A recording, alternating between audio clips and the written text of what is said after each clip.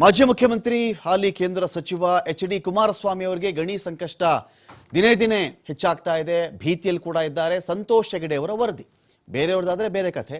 ಸಂತೋಷ್ ಹೆಗಡೆ ಅವರು ಅವತ್ತಿಗೆ ನಿವೃತ್ತ ಲೋಕಾಯುಕ್ತ ನ್ಯಾಯಮೂರ್ತಿಗಳು ಅವರೊಂದು ವರದಿಯನ್ನು ಕೊಡ್ತಾರೆ. ಕುಮಾರಸ್ವಾಮಿ ಅವರು ಶ್ರೀ ಸಾಯಿ ವೆಂಕಟೇಶ್ವರ ಮಿನರಲ್ಸ್ ಗಣಿ ಕಂಪನಿ ಇತ್ತಲ್ಲ, ಇದಕ್ಕೆ ಪರ್ಮಿಷನ್ ಕೊಟ್ಟಿದ್ದು ತಪ್ಪು, ಅದರಲ್ಲಿ ಒಂದು ತಪ್ಪು ನಡೆದಿದೆ, ಇಲ್ಲೊಂದು ಅಕ್ರಮ ಆಗಿದೆ ಅಂತ ಹೇಳಿ ಉಲ್ಲೇಖ ಮಾಡಿದ್ದಾರೆ. ಅವರು ನೋಂದಣಿನೇ ಆಗಿರಲ್ಲ, ಇದು ರಿಜಿಸ್ಟರೇ ಆಗದೇ ಇರುವಂತಹ ಸಾಯಿ ವೆಂಕಟೇಶ್ವರ ಮಿನರಲ್ಸ್ ಕಂಪನಿಗೆ ಕುಮಾರಸ್ವಾಮಿ ಅವರು ಹೇಗೆ ಗುತ್ತಿಗೆ ಕೊಟ್ಟರು ಅಂತ ಒಂದು ಪ್ರಶ್ನೆ ಇಲ್ಲಿ ರೈಸ್ ಆಗುತ್ತೆ.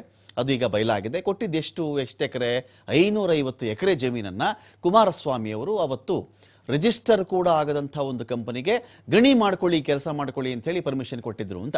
ಕುಮಾರಸ್ವಾಮಿ ಅವರು ಹೇಳೋದೇನು, ನಾನು ಸೈನೇ ಮಾಡಿರಲಿಲ್ಲ, ಇದರಲ್ಲಿ ನನ್ನ ಸೈನ್ ಇಲ್ಲರಿ ಇದೆ, ಇಲ್ಲಿ ನಾನು ಸೈನ್ ಮಾಡಿರಲಿಲ್ಲ, ಈ ಸೈನು ಯಾರೋ ಮಾಡಿದಾರಲ್ಲ, ಇದು ನಂದಲ್ಲ ಅಂದರೆ ಮುಖ್ಯಮಂತ್ರಿಗಳೇ ಪರ್ಮಿಷನ್ ಕೊಡಬೇಕಾಗಿತ್ತು. ಮುಖ್ಯಮಂತ್ರಿಗಳು ಪರ್ಮಿಷನ್ ಕೊಟ್ಟಿದ್ದಾರೆ ಅಂತಲೇ ಕೇಂದ್ರಕ್ಕೂ ಈ ಒಂದು ವರದಿ ಹೋಗುತ್ತೆ. ಕೇಂದ್ರಕ್ಕೆ ವರದಿ ಹೋಗುತ್ತೆ. ಕೊಟ್ಟಿದ್ದು ಯಾವಾಗ ಅಂದರೆ 2006ರಲ್ಲಿ ಕುಮಾರಸ್ವಾಮಿ ಅವರು ಜಮೀನು ಮಂಜೂರು ಮಾಡುವಲ್ಲಿ ಅಕ್ರಮ ಎಸಗಿದ್ದಾರೆ ಅಂತ.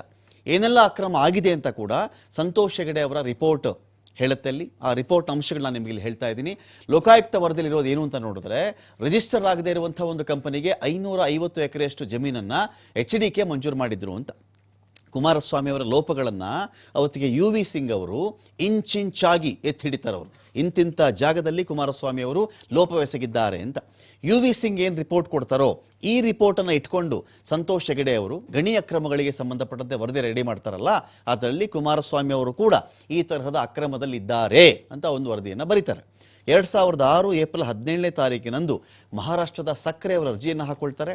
ಕಬ್ಬಿಣ ಮತ್ತು ಮ್ಯಾಂಗನೀಸ್ ಗಣಿಗಾರಿಕೆ ನಾವು ಮಾಡಬೇಕು ಅಂತ ಇದ್ದೀವಿ, ಜಮೀನು ಕೊಡಿ ಅಂತ.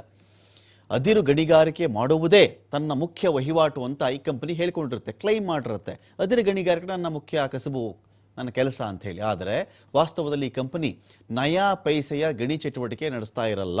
ಅಂತಹ ಕಂಪನಿಗೆ ಎಚ್.ಡಿ. ಕುಮಾರಸ್ವಾಮಿ ಅವರು ಮುಖ್ಯಮಂತ್ರಿ ಆಗಿದ್ದ ಕಾಲದಲ್ಲಿ 550 ಎಕರೆಯಷ್ಟು ಜಮೀನು ಕೊಟ್ಟಿದ್ರು ಅಂತ. ಅವ್ರ ಮುಂದೆ ಫೈಲ್ ಬಂದಿರುತ್ತೆ, ಕುಮಾರಸ್ವಾಮಿ ಅವರ ಮುಂದೆ 550 ಎಕರೆ ಜಮೀನು ಮಂಜೂರು ಮಾಡಬೇಕು ಶ್ರೀ ಸಾಯಿ ವೆಂಕಟೇಶ್ವರ ಮಿನರಲ್ಸ್ ಅವರಿಗೆ ಅಂತ ಹೇಳಿ ಎಚ್.ಡಿ.ಕೆ ಶರ ಬರೀತಾರೆ. ಕಡತ ಯಾವ ದಿನ ಯಾವ ಇಲಾಖೆಗೆ ಹೋಗಿತ್ತು, ಯಾರು ಸಹಿ ಮಾಡಿದ್ರು ಅಂತ ಕೂಡ ವರದಿಯಲ್ಲಿ ಸಂತೋಷ್ ಹೆಗಡೆ ಅವರು ಯು ವಿ ಸಿಂಗ್ ಅವರು ಉಲ್ಲೇಖ ಮಾಡಿದ್ದಾರೆ. 2007 ಅಕ್ಟೋಬರ್ 5ಕ್ಕೆ ಶರ ಬರೀತಾರೆ, ಸೈನ್ ಮಾಡ್ತಾರೆ ಕುಮಾರಸ್ವಾಮಿ ಅವರು ಅಂತ ಹೇಳಲಾದ ಕಡತದ ಪ್ರತಿ ಕೂಡ ಅದರಲ್ಲಿದೆ. ಮುಖ್ಯಮಂತ್ರಿಗಳು ಸೈನ್ ಮಾಡಿದಂಥ ಕಡತವನ್ನು ವಾಣಿಜ್ಯ ಮತ್ತು ಕೈಗಾರಿಕಾ ಇಲಾಖೆ ಕಾರ್ಯದರ್ಶಿಗೆ ರವಾನೆ ಕೂಡ ಮಾಡ್ತಾರೆ. 2007 ಅಕ್ಟೋಬರ್ 6ರಂದು ಕೇಂದ್ರ ಸರ್ಕಾರದ ಗಣಿ ಸಚಿವಾಲಯಕ್ಕೆ ಅನುಮೋದನೆಗಾಗಿ ರವಾನೆ ಕೂಡ ಆಗುತ್ತೆ. ರಾಜ್ಯ ಸರ್ಕಾರ ಕೇಂದ್ರಕ್ಕೆ ಬರೆದಂಥ ಪತ್ರದಲ್ಲಿ ಹೇಳ್ತಾರೆ, ಅವರು ಮುಖ್ಯಮಂತ್ರಿ ಹೆಸರು ಉಲ್ಲೇಖ ಮಾಡಿ ಹೇಳ್ತಾರೆ, ನೋಡಿ ಶ್ರೀ ಸಾಯಿ ವೆಂಕಟೇಶ್ವರ ಮಿನರಲ್ಸ್ಗೆ ಜಮೀನು ಮಂಜೂರು ಮಾಡುವುದಕ್ಕೆ ಮುಖ್ಯಮಂತ್ರಿ ಆದೇಶ ಮಾಡಿರುತ್ತಾರೆ. ಅಕ್ರಮ ಗಣಿಗಾರಿಕೆಯಿಂದ ರಾಜ್ಯದ ಬೊಕ್ಕಸಕ್ಕೆ ಭಾರಿ ನಷ್ಟ ಆಗಿದೆ. ಬೊಕ್ಕಸಕ್ಕಾಗಿರ್ತಕ್ಕಂಥ ನಷ್ಟವನ್ನು ಇಂಥ ಆರೋಪಿಗಳಿಂದಲೇ ವಸೂಲಿ ಮಾಡಬೇಕು ಅಂತ ಕೂಡ ಲೋಕಾಯುಕ್ತ ವರದಿ ಹೇಳುತ್ತೆ. ಕುಮಾರಸ್ವಾಮಿ ಎಸಗಿರ್ತಕ್ಕಂಥ ತಪ್ಪಿಗೆ ರಾಜ್ಯ ಸರ್ಕಾರ ಕಾನೂನು ಕ್ರಮ ತಗೊಳ್ಬೇಕು ಅಂತ ಆಗುತ್ತದೆ. ಸೊ ಈ ಒಂದು ತನಿಖೆಗೆ ಸಂಬಂಧಪಟ್ಟಂತೆ ಸುಪ್ರೀಂ ಕೋರ್ಟ್ ಕೂಡ ಅಸ್ತು ಅಂತ ಹೇಳುತ್ತೆ, ನಡೀಲಿ ತನಿಖೆ ಅಂತ. ಯಾವಾಗ 2017ರಲ್ಲಿ 2006ರಲ್ಲಿ ಇವರು ಜಮೀನು ಮಂಜೂರು ಮಾಡ್ತಾರೆ, ಅವರಿಗೆ ಗಣಿ ಮಾಡ್ಕೊಳ್ಳಿ ಅಂತ ಹೇಳ್ತಾರೆ. 11ರ ಸಮಯಕ್ಕೆ ಸಂತೋಷ್ ಹೆಗಡೆ ಅವರು ಎಂಟ್ರಿ ಆಗ್ತಾರೆ, ರಿಪೋರ್ಟ್ ರೆಡಿ ಮಾಡ್ತಾರೆ. 2017ಗೆ ಒಂದು ಸುಮಾರು 11 ವರ್ಷಗಳಾದಮೇಲೆ, ಅವರು ಸೈನ್ ಮಾಡಿದ 11 ವರ್ಷಗಳಾದ ಮೇಲೆ ತನಿಖೆಗೆ ಸುಪ್ರೀಂ ಕೋರ್ಟ್ ಕೂಡ ಅಸ್ತು ಅಂತ ಹೇಳುತ್ತೆ. ಒಂದೇ ದಿನದಲ್ಲಿ ಮಂಜೂರು ಮಾಡಿಬಿಟ್ಟಿರ್ತಾರೆ ಇವರು. 2007ರಲ್ಲಿ ಫೈಲ್ ಬರುತ್ತೆ ಇವ್ರ ಮುಂದೆ. 2007 ಅಕ್ಟೋಬರ್ 1ರಂದು ಕಾರ್ಯದರ್ಶಿಯಾಗಿದ್ದಂಥ ಡಿ ವಿ ಪ್ರಸಾದ್ ಅವರು ಕ್ರಮವಹಿಸಿ ಅಂತ ಸೈನ್ ಮಾಡ್ತಾರೆ. ವಾಣಿಜ್ಯ ಮತ್ತು ಕೈಗಾರಿಕೆಗೆ ಬಂದಂಥ ಕಡತವನ್ನು ಅವತ್ತೇ ಹೆಚ್ಚುವರಿ ಕಾರ್ಯದರ್ಶಿಗಳಿಗೆ ಫೈಲ್ ರವಾನೆ ಆಗುತ್ತೆ. ಅದೇ ದಿನ ಕಡತಕ್ಕೆ ಅನುಮೋದನೆ ಕೊಡ್ತಾರೆ ಹೆಚ್ಚುವರಿ ಕಾರ್ಯದರ್ಶಿಗಳು. ಒಂದೊಂದೇ ದಿನದಲ್ಲಿ ಇಷ್ಟಿಷ್ಟು ಕತೆ ನಡೆದು ಹೋಗುತ್ತೆ. ಇಲ್ಲಿ ಬೇರೆ ಸರ್ಕಾರಿ ಫೈಲ್ಗಳಾದರೆ ತಿಂಗಳುಗಟ್ಟಲೆ ವರ್ಷಗಟ್ಟಲೆ ಆದರೂ ಮೂವ್ ಆಗಲ್ಲ. ಆದರೆ ಇದೊಂದು ಫೈಲ್ ಮಾತ್ರ ಎಕ್ಸ್ಕ್ಲೂಸಿವ್ ಆಗಿ ಒಂದೇ ದಿನ 4 ಟೇಬಲ್ಗಳ ಕ್ಲಿಯರೆನ್ಸನ್ನು ಪಡ್ಕೊಂಡ್ಬಿಡುತ್ತೆ ಇದು. ಅದೇ ದಿನ ಮುಖ್ಯಮಂತ್ರಿ ಏನು ಮಾಡ್ತಾರೆ, ಕಾರ್ಯದರ್ಶಿಯವರೆಗೂ ಕಡತವನ್ನು ರವಾನೆ ಮಾಡ್ತಾರೆ. ಸೊ ಒಂದೇ ದಿನ 4 ಟೇಬಲ್ಗಳಲ್ಲಿ ಅನುಮೋದನೆಯನ್ನು ಪಡ್ಕೊಂಡಂಥ ಕಡತ, ಅಪೂರ್ವ ಕಡತ ಇದು. 550 ಎಕರೆಗಳ ಅಪೂರ್ವ ಕಡತ ಇದು. ಅದೇ ದಿನ ಕಡತವನ್ನು ಮುಖ್ಯಮಂತ್ರಿ ಕುಮಾರಸ್ವಾಮಿ ಮುಂದೆ ಇಡ್ತಾರೆ.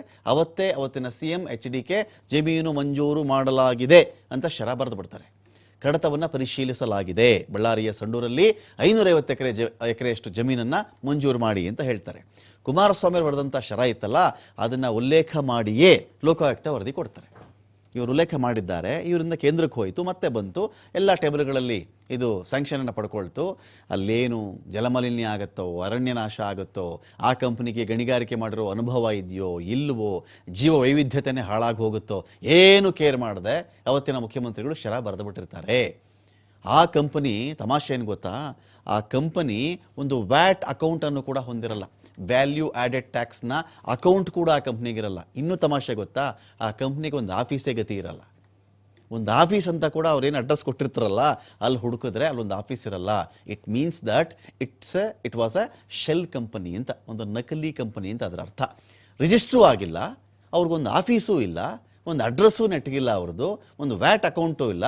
ಕಟ್ಟ ಕಡೆಗೆ ಇದ್ರದ್ದು ಬ್ಯಾಂಕ್ ಅಕೌಂಟ್ ಆದರೂ ಇದೆಯಾ ಅಂತ ಚೆಕ್ ಮಾಡಿಕೊಂಡಾಗ ಬ್ಯಾಂಕ್ ಅಕೌಂಟ್ ಕೂಡ ಇಲ್ಲ. ಅವ್ರಿಗೊಂದು ಬ್ಯಾಂಕ್ ಅಕೌಂಟು ಇಲ್ಲ ಅಂತ ಹೇಳಿದ್ಮೇಲೆ ಈ ಕಂಪ್ನಿ ಏನು ಮಾಡ್ತಾ ಇತ್ತು ಹಾಗಾದರೆ? ಒಂದು 550 ಎಕರೆಯಷ್ಟು ಜಮೀನನ್ನು ಮುಖ್ಯಮಂತ್ರಿಗಳ ಕಡೆಯಿಂದ ಕಂಪ್ನಿ ಸ್ಯಾಂಕ್ಷನ್ ಮಾಡಿಸ್ಕೊಳ್ಬೇಕು ಅಂತ ಹೇಳಿದ್ರೆ ಸುಮ್ಮನೆ ಸ್ಯಾಂಕ್ಷನ್ ಆಗಿದೆಯಾ ಇದು? ಇಂಥ ಪ್ರಶ್ನೆಗಳಿದೆ. ನಾನು ಅದಕ್ಕೆ ಸೈನ್ ಮಾಡಿಲ್ಲ, FSLಗೆ ಕೊಡಿ ಅಂತ ಕುಮಾರಸ್ವಾಮಿ ಅವರ ವಾದ. ಪ್ರಶ್ನೆ ಏನು ಬರುತ್ತೆ, ಕುಮಾರಸ್ವಾಮಿ ಅವರು ಸೈನ್ ಮಾಡದೇ ಇದ್ದರೆ 2006ರಿಂದ 20 ತಿಂಗಳ ಕಾಲ ಅವರು CM ಆಗಿದ್ರಲ್ಲ, ಆಗ ಚೆಕ್ ಮಾಡಬೇಕಾಗಿತ್ತಲ್ವೇ? ಆಯಿತು, ಇನ್ನೊಂದು ಸರ್ಕಾರದಲ್ಲೇ ಗಣಿಗಾರಿಕೆ ಶುರು ಮಾಡಿದ್ರೆ ಅಂತ ಅಂದ್ಕೊಳ್ಳೋಣ. ಅವಾಗಲೇ ಗಣಿಗಾರಿಕೆ ಶುರುವಾಗಿದ್ದರೂ ಕೂಡ ನನ್ನ ಅನುಮತಿಯನ್ನು ಕೊಡದೆ ಯಾರು ಶುರು ಮಾಡಿದ್ರು, ಯಾರು ಸೈನ್ ಮಾಡಿದ್ರು, ನನ್ನ ಫೋರ್ಜರಿ ಸೈನನ್ನು ಯಾರು ಮಾಡಿದ್ರು, ಇದಾದರೂ ತನಿಖೆಗೆ ಒಳಪಡಿಸಬೇಕಾಗಿತ್ತು.